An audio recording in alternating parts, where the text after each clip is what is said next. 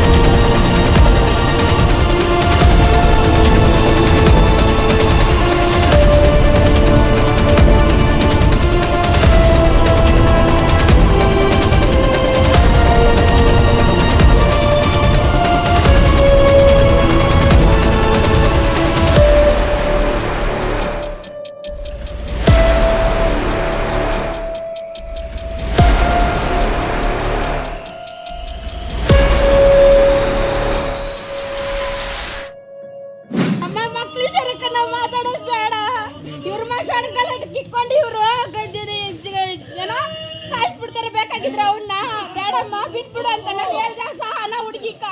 ಇವತ್ತಿಂದ ಪರಿಸ್ಥಿತಿ ತರ್ತಾರಂತ ನಾನು ಅನ್ಕೊಂಡೇ ಇರಲಿಲ್ಲ. ಅದು ಗೌರ್ಮೆಂಟ್ ಜಾಗ ಸರ್. ಅವರಪ್ಪನ ತೋಟಗಿರೋದಕ್ಕೆ ನಮ್ಮ 40 ವರ್ಷದಿಂದ ನಮ್ಮ ತಾತ ಮುತ್ತಾತನ್ನೆಲ್ಲ ಹಾಕವ್ರೆ. ಅಂತ ಜಾಗ ನಮ್ದು ಅಂತ ಕುತ್ಕೊಂಡವ್ರು. ಅವರೇ ಅವರೇ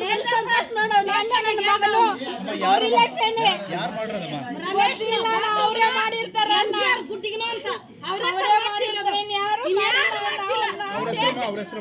ರಮೇಶ್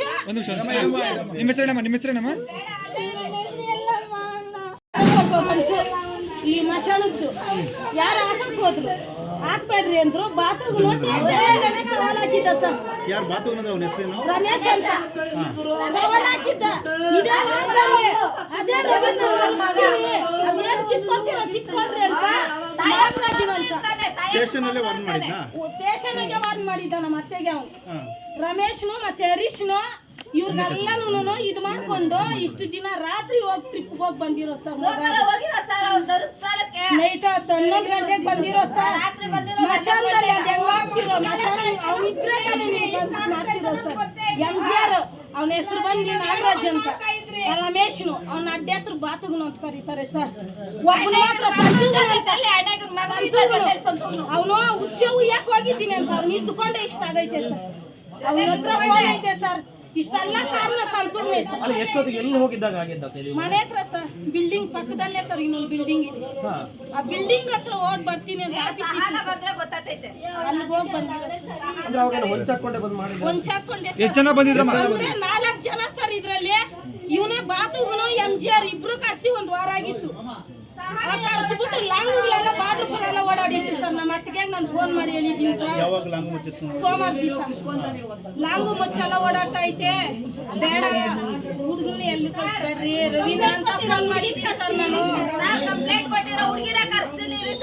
ಅವರೇ ಬರ್ತಾರೆ ನಿಮ್ಮ ಹೆಸರಮ್ಮ ಏನಾಗ್ಬೇಕಮ್ಮ ನೀವು ಜ್ಯೋತಿ ಅಂತ ಏನಾಗ್ಬೇಕು ಅವ್ರಿಗೆ ಅಕ್ಕ ಸರ್ ರವಿಗೆ ಅಕ್ಕ ನಮ್ಮ ಹೊಟ್ಟೆಯವ್ರು ಇದ್ದಾಗಲೇ ಹಿಂಗ್ ಮಾಡ್ತಾರೆ ಅಂತ ಸಂತೋಷ ಅಂತೀರಾ ಇವತ್ತೇನಾಯ್ತೋ ಗೊತ್ತಿಲ್ಲ ಸರ್ ನಾವು ಮನೇಲಿದ್ರೆ ನಮ್ಮ ಮಾವ ಕಾಲ್ ಮಾಡಿದ್ರು ನಮ್ಗೆ ಕಾಲ್ ಮಾಡಿ ನಮ್ಮ ಯಜಮಾನ್ರು ಕಾಲ್ ಮಾಡ್ಬಿಟ್ಟು ಬೇಗ ಮಗು ಅಪ್ಪನ್ ಕರ್ಕೊಂಡ್ ಬಾರೋ ಅಂದ್ರು ಅಲ್ಲಿಂದ ಇಲ್ಲಿ ಬರೋಷ್ಟೊತ್ತು ನಮ್ಮ ಮಗುನ ಎಡ ಮಾಡ್ಬಿಟ್ರಲ್ಲ ಸರ್ ಬಾದು ರಮೇಶು ನಾಗರಾಜು ಗುಡ್ಡ ನನ್ನ ಮಗನ ಅವನು ಏನು ಸ್ಟೇಷನ್ ಹತ್ರ ಏನಾದ್ರು ಸರ್ ಸಣ್ಣ ಪುಟ್ಟ ರೋಡ್ ವಿಷಯಕ್ಕೆ ಕಂಪ್ಲೇಂಟ್ ಬಂದು ಅವ್ರು ಕೊಟ್ರು ನಾವು ಕೇಳಿದ್ದಕ್ಕೆ ನಮ್ಮನ್ನ ಗದ್ರಿದ್ರು ಇವ್ರು ಪೊಲೀಸರು ನಮ್ಮನ್ನ ಗದ್ರಿದ್ರು ಅವ್ರು ಬಂದು ಏನ್ ವಿಚಾರಕ್ಕೆ ಗಲಾಟೆ ಆಗ್ತಾ ಇದೆ ಇದು ಆಸ್ತಿ ವಿಚಾರ ಸರ್ ನಡೆದಿರೋದು ಎಲ್ಲಿನ ಆಸ್ತಿ ವಿಚಾರ ಇದು ಸ್ಮಶಾನದ ಜಾಗಕ್ಕೆ ಓಡಾಡ್ತಾ ಇದ್ದಾನೆ ರವಿ ಓಡಾಡ್ತಾ ಇರೋದಕ್ಕೆ ನಮ್ಮ ಮನೆ ಹತ್ರ ಇರೋರೆಲ್ಲ ಆ ಸ್ಮಶಾನ ಸೇರಿರೋದು ಅಂತ ಹೇಳಿರೋದು ಅವ್ನು ನಮ್ಮ ದೂರ ಇದ್ದಾನೆ ಅಲ್ಲಿ ಹೋಗಿ ಗಲಾಟೆ ಮಾಡಕ್ ಆಗಲ್ಲ ಅನ್ಬಿಟ್ಟು ನಮ್ಮನ್ನ ರೋಡಲ್ಲಿ ಅಡ್ಡಾಕೋದು ಮಕ್ಕಳ ಮೇಲೆ ಬ್ಯಾಟಿನ ಕೊಟ್ಟು ಹೊಡೆಯೋದು ಬಿಡೋದು ಸರ್ ಅಮ್ಮ ಎಷ್ಟು ದಿವಸದಿಂದ ಈ ರೀತಿ ಮಾಡ್ತಾ ಇದ್ದಾರೆ ಸರ್ ಈಗ ನಮ್ಗೆ ಒಂದ್ 20 days ಇಂದ ನಮ್ಗೆ ಜಾಸ್ತಿ ಹಿಂಸೆ ಕೊಡ್ತಾ ಇದ್ರು ಸರ್ ಒಂದ್ 20 ದಿನದಿಂದ ಮನೆ ಹತ್ರ ಜಗಳ ನಾಗರಾಜು ಗುಡ್ಡವನ್ ಅಂತ ಅವನು ಬಾತು ರಮೇಶು ಅವನ ಹೆಸರು ರಮೇಶು ಬಾತು ಅವ್ರು ನಮ್ಗೆ ತುಂಬಾ ಕಿರುಕುಳ ಕೊಡ್ತಾ ಇದ್ರು ನಮ್ ರವಿ ನಮ್ ಜೊತೆ ನಮ್ಗೆ ಇಲ್ಲಿ ಕಂಪ್ಲೇಂಟ್ ಕೊಡ್ಸಿದ್ದೀರಿ ಸರ್ ನಾವು ಕಂಪ್ಲೇಂಟ್ ಕೊಟ್ಟು ನಾನು ಫೋಟೋ ಸಮೇತ ಕಂಪ್ಲೇಂಟ್ ಅಲ್ಲಿ ಕೊಟ್ಟಿದ್ದೀನಿ ಸ್ಟೇಷನ್ ಅಲ್ಲಿ 10 ಫೋಟೋ ಸಮೇತ ಕೊಟ್ಟಿದ್ದೀನಿ ಕಂಪ್ಲೇಂಟ್ ಕೊಟ್ರಿ ಪೊಲೀಸರು ಆಕ್ಷನ್ ತಗೊಂಡಿಲ್ಲ ಮೊನ್ನೆ 3 ದಿನದಲ್ಲಿ ಸ್ಟೇಟ್ಮೆಂಟ್ ಕೊಡ್ಬೇಕು ಬನ್ರಿ ಅಂದ್ರು ನಾನು ಕ್ಲಾಸ್ಗೆ ಹೋಗಿದ್ದೆ ಟೈಲರಿಂಗ್ ಕ್ಲಾಸ್ಗೆ ಹೋಗ್ತೀನಿ ನಾನು ಟೈಲರು ಸ್ಟೇಟ್ಮೆಂಟ್ ಕೊಡ್ಬೇಕು ಬಾತ್ಗೆ ಅಂತ ಕರೆದ ಫೋನ್ ಮಾಡಿ ನಮ್ಮ ರವಿಗೆ ಬಂದೆ ಏನ್ ಮಾತಾಡ್ಬೇಕು ರವಿ ಅಂದೆ ನಾನು ಮಾತಾಡಿದ್ದೀನಿ ನೀನು ಹೋಗೋದಕ್ಕೆ ಅವ್ರು ಏನ್ ಕೇಳ್ತಾರೋ ಅದಕ್ಕೆ ಆನ್ಸರ್ ಮಾಡ್ಬಿಟ್ಟು ಬಾ ಅಂತಂದ ಒಳಗಡೆ ಕುಳಿಸ್ಕೊಟ್ರು ಏನ್ ಮೇಡಮ್ ಇದು ಅಂತ ಕೇಳಿದ್ದಕ್ಕೆ ಸ್ಟೇಟ್ಮೆಂಟ್ ಅಷ್ಟೇ ನಮ್ಮ ನೀವು ಕಂಪ್ಲೇಂಟ್ ಕೊಟ್ಟಿದ್ರೆ ನಿಮ್ಗೂ ಮತ್ತೆ ಕರೆಸಿ ನಿಮ್ಗೂ ಸ್ಟೇಟ್ಮೆಂಟ್ ತಗೊಳ್ತಾರೆ ಅವ್ರಿಗೂ ಸ್ಟೇಟ್ಮೆಂಟ್ ತಗೊಳ್ತಾರೆ ಅಂದ್ರು ಯಾಕೆ ಮೇಡಮ್ ನಾವು ರಾಜಿ ಮಾಡ್ಕೊಳ್ಳಲ್ಲ ಅಂತ ನಾನು ಕೇಳಿದೆ ಸುಮ್ಮನೆ ಮನೆ ಹತ್ರ ಕಿರುಕುಳ ಕೊಡ್ತಾರೆ ಮತ್ತೆ ಅವರೇನೇ ವಿಡಿಯೋಗಳು ಮಾಡ್ಕೊಂಡು ಬಂದು ಇಲ್ಲಿ ಕೇಸ್ ಕೊಡ್ತಾರೆ ನಾವೇನ್ ತಪ್ಪು ಮಾಡಿದ್ದೀರಿ ಮನೆ ಹತ್ರ ನಾನು ಡೈರೆಕ್ಟ್ ಆಗಿ ಕ್ಯಾಮ್ರಾ ಹಾಕ್ಸಿದ್ದೀರಿ ಸರ್ ನಮ್ಮ ಅವ್ರು ಕ್ಯಾಮ್ರಾ ಹಾಕ್ಸ್ಕೊಟ್ಟಿದ್ದಾರೆ ಅವರು ಸಿಂಗಲ್ ಕ್ಯಾಮ್ರಾ ನಮ್ಮ ಮನೆ ಕಡೆ ಹಾಕಿದ್ದಾರೆ ನಾವು ಕೊಲೆಗಾರರಾ ಯಾರು ಕೊಲೆ ಮಾಡಿದ್ರಿ ಈಗ ನಮಗ್ ನ್ಯಾಯ ಬೇಕು ಅದ್ ಯಾರಾದ್ರೂ ಆಗಿರ್ಲಿ ಸರ್ ಅವ್ರನ್ನ ಹೇಳಿರಿ ಎಲ್ಲಾರು ಆಚೆ ಬರ್ತಾರೆ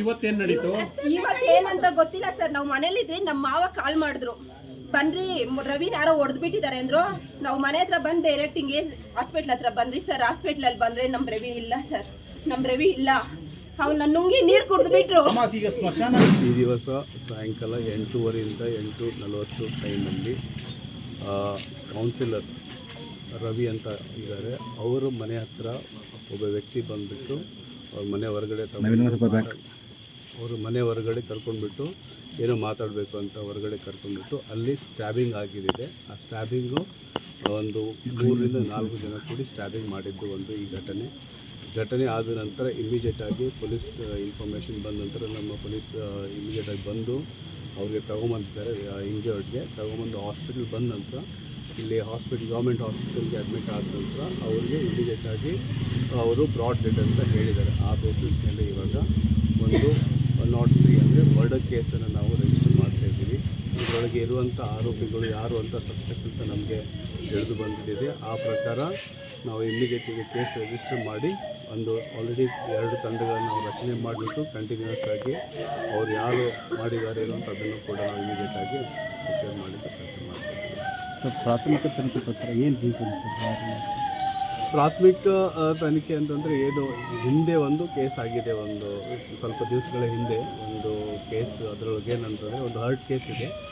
ಅದರಲ್ಲಿ ಒಂದು ವಿಚಾರ ಏನಂದರೆ ಕಾರಿಂದ ಗ್ಲಾಸು ಮತ್ತು ಮನೆ ಮೇಲೆ ಒಂದು ಏನೋ ಕಲ್ಲು ಗಿಲ್ಲು ಬಿಸಾಕಿದ್ದು ಅದೊಂದು ಕೇಸ್ ಆಗಿತ್ತು. ಆ ಕೇಸಿನಲ್ಲಿರುವಂಥ ಆರೋಪಿಗಳು ಇವರ ಜೊತೆಗಿದ್ದಿದ್ದು, ಡಿಸೀಸ್ಡ್ ಅವ್ರ ಜೊತೆಗಿದ್ದರು. ಅದಕ್ಕೆ ಅವ್ರಿಗೆ ಸಪೋರ್ಟ್ ಮಾಡ್ತಾ ಇದ್ದಾರೆ ಅಂತ ತಿಳ್ಕೊಂಡ್ಬಿಟ್ಟು ಇವ್ರದ್ದು ಒಂದು ಗ್ರೌಸ್ ಇತ್ತು.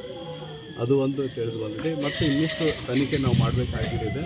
ಅದು ಫರ್ದರ್ ನಾವು ನಮ್ಮ ಇದು ಕೇಸು ಒಬ್ಬ ಹಿರಿಯ ಅಧಿಕಾರಿ ಅದನ್ನ ಕೇಸನ್ನು ನಾವು ತನಿಖೆ ಮಾಡಲಿಕ್ಕೆ ಹೇಳಿದ್ದು, DYSP ರ್ಯಾಂಕ್ ಆಫೀಸರ್ ಅದನ್ನು ತನಿಖೆ ಮಾಡ್ತಾರೆ.